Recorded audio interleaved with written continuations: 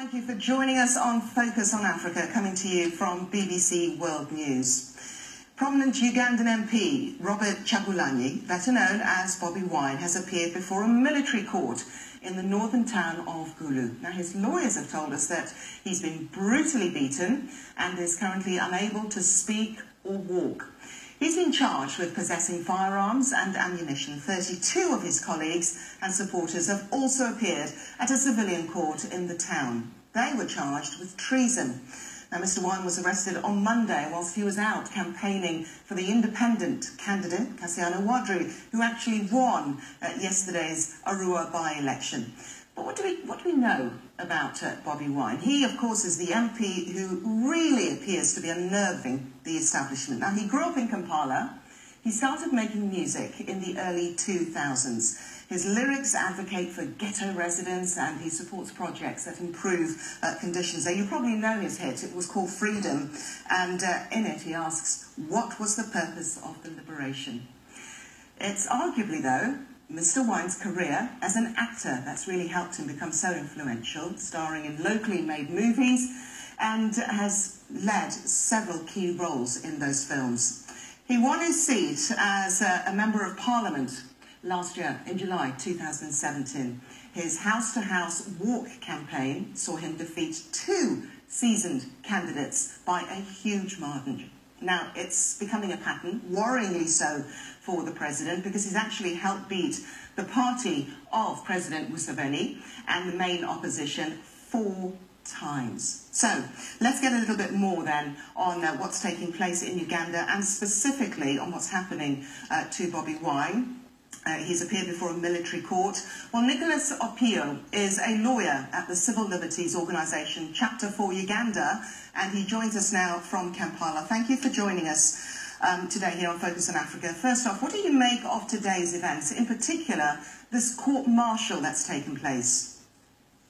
Well, people who have followed Ugandan politics will not be surprised by the turn of events in Gulu today, because for a very long time now, opponents of President Yoweri Museveni have been charged not just in the court-martial, but of serious crimes in various courts. And so the charging of Honorable Kyagulanyi before a military court comes as not a surprise.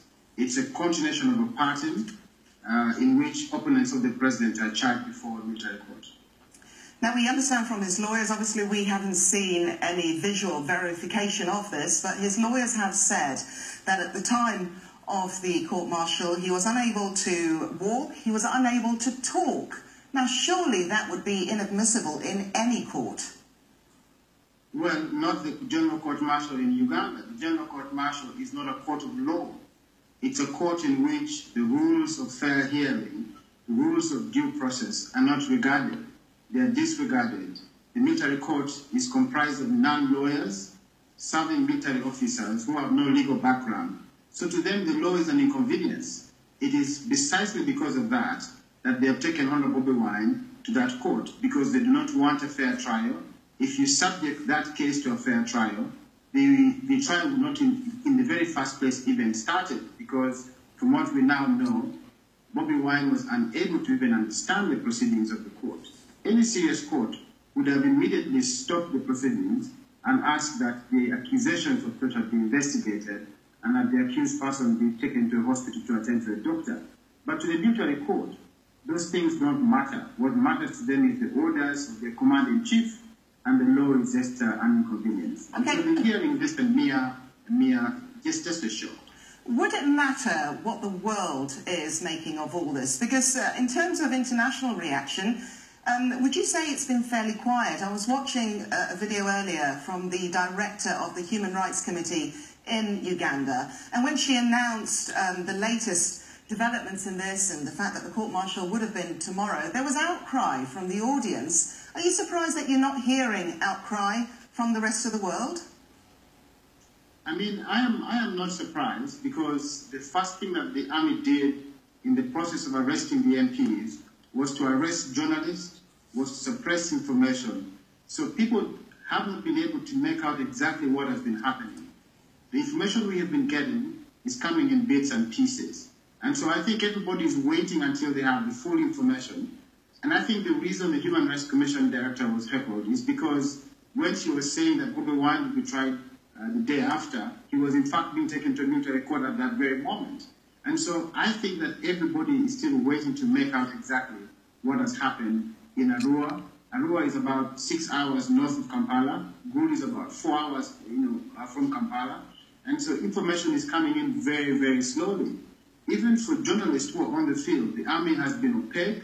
The army has been blocking the access to information. So we quite don't know exactly what has happened until this moment. Realistically, very quickly, what hopes do you have for Mr. Wine's future?